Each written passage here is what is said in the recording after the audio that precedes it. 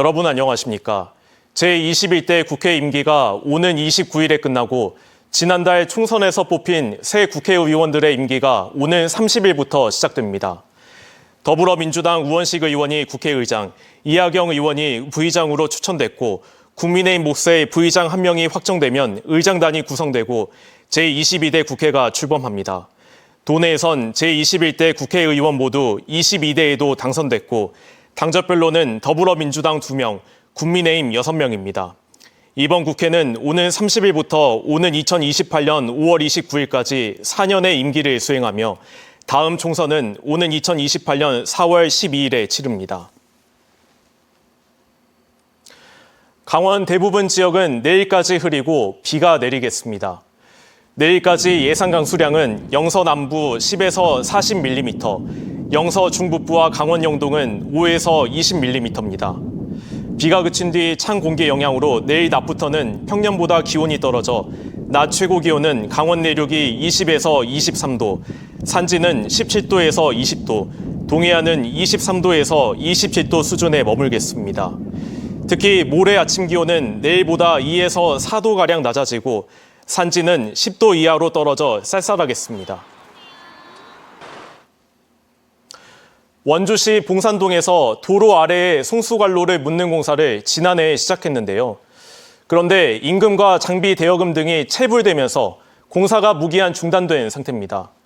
시민들이 불편을 감수해야 하는 기간이 속절없이 늘어가고 있습니다. 유주성 기자입니다. 원주시 봉산동의 한 도로.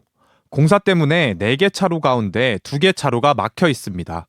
그런데 신호수는 물론이고 공사를 하고 있어야 할 인부와 중장비들도 보이지 않습니다. 인근의 다른 공사 현장도 멈춰섰습니다. 플라스틱 방호벽이 도로 한가운데를 떡하니 막고 있지만 별다른 움직임은 없습니다.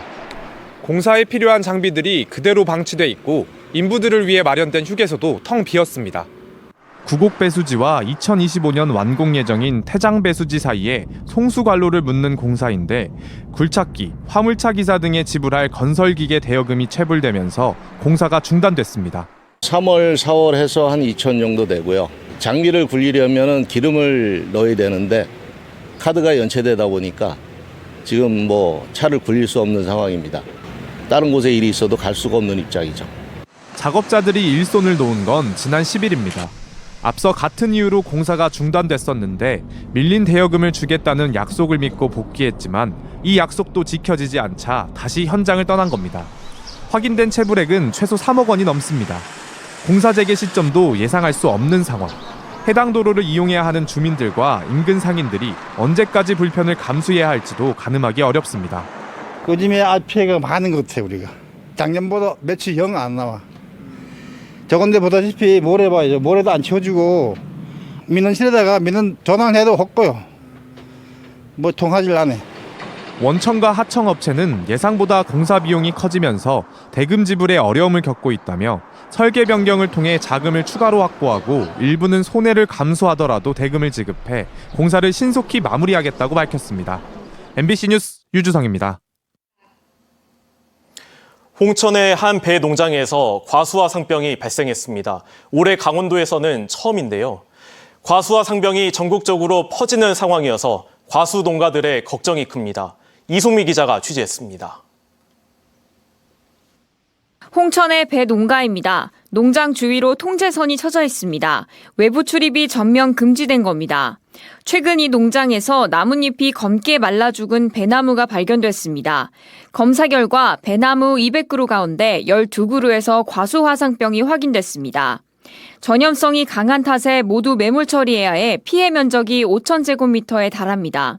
지금 다 섞어가지고 지금 봉지만 이제 시작하면 되는데 지금 표현해서 그냥 내벽에 생긴 상황인데. 올해 강원도에서 발생한 첫 과수화상병입니다. 전국적으로 가장 먼저 발생한 건 지난 13일 충북 충주와 충남 천안. 그런데 확산세가 심상치 않습니다. 열흘 새 30곳이 넘는 농가로 퍼졌습니다. 과수화상병은 나뭇잎이나 줄기가 화상을 입은 것처럼 말라 죽는 세균성 병해입니다. 한번 발병하면 3년 동안 다시 나무를 심을 수도 없습니다. 과수화상병은 치료제가 없어 인근 과수원을 중심으로 불안감이 높아지고 있습니다. 4년 전에는 전국 744개 농가에서 과수화상병이 발생했습니다. 매몰 규모만 394만 제곱미터로 역대 가장 큰 피해를 봤습니다. 걱정은 되니까 방제를 철저히 하는 방법밖에 우리들이 할 수 있는 건 없죠 농식품부와 강원도는 일단 추가 감염을 막기 위해 주변 2km 모든 과수농가를 대상으로 예방 관찰을 벌이고 있습니다. 농기자재 철저한 소독이 필요하겠고요. 이상 증상이 보이면 즉시 농업기술센터나 또는 병해충 신고 대표 전화로 연락을 해서 다음 달 초까지는 기온이 평년보다 높아 과수화상병을 일으키는 세균 확산 가능성이 높습니다. 과일값이 이미 오를 대로 오른 상황에서 농가의 한숨이 깊어지고 있습니다. MBC 뉴스 이송미입니다. 강원도가 연구개발 특구 지정과 관련해 춘천과 원주, 강릉을 한 권역으로 묶고 지역별 주력산업 활성화에 나섭니다. 춘천은 바이오와 인공지능, 데이터를 중심으로 육성하고 원주는 반도체와 모빌리티, 그리고 의료기기 산업을 키웁니다. 강릉에는 바이오와 신소재 산업의 투자와 지원을 강화해 과학기술정보통신부에 연구개발 특구 지정을 요청할 계획입니다. 강원특별법에는 도지사가 특구 지정을 요청할 수 있는 특례가 있고 특구로 지정되면 매년 100억 원의 국비 지원과 세제 혜택이 주어집니다. 원주 지역의 미래 첨단 산업을 육성하는 컨트롤 타워 역할을 할 원주 미래산업진흥원이 오는 7월에 출범합니다. 원주시는 정보통신 기술의 융합으로 지역의 주력 산업 경쟁력을 강화하고 산업 고도화를 지원하는 원주 미래산업진흥원을 남원주 역세권의 투자 선도지구 창업지원허브에 설립한다고 밝혔습니다. 진흥원은 경영 지원과 디지털 그리고 모빌리티 산업 등 3개 분야의 산업을 육성 지원하며 다음 달까지 원장과 10명의 직원을 채용해 오는 7월에 정식 출범할 예정입니다. 올해 강원 동해안의 여름 해수욕장은 다음 달 29일부터 차례로 개장해 늦게는 8월 25일까지 운영됩니다.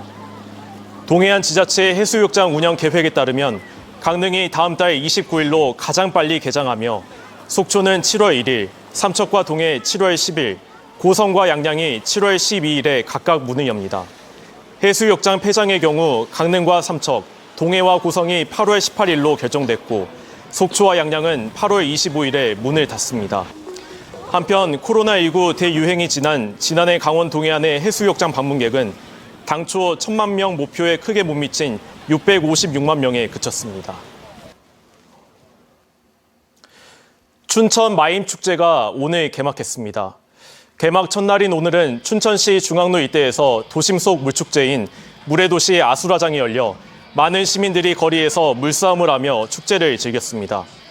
올해 춘천 마임축제는 축제극장 몸짓과 레고랜드 주차장 등 곳곳에서 다음 달 2일까지 펼쳐지고 불의 도시 도깨비 난장의 주제 공연 파이어워크가 올해는 문화도시 박람회 개막 공연으로 펼쳐집니다. 주말 사이 설악산에서 추락과 낙상 사고로 1명이 숨지고 2명이 다친 가운데 소방당국이 안전수칙 준수를 당부했습니다.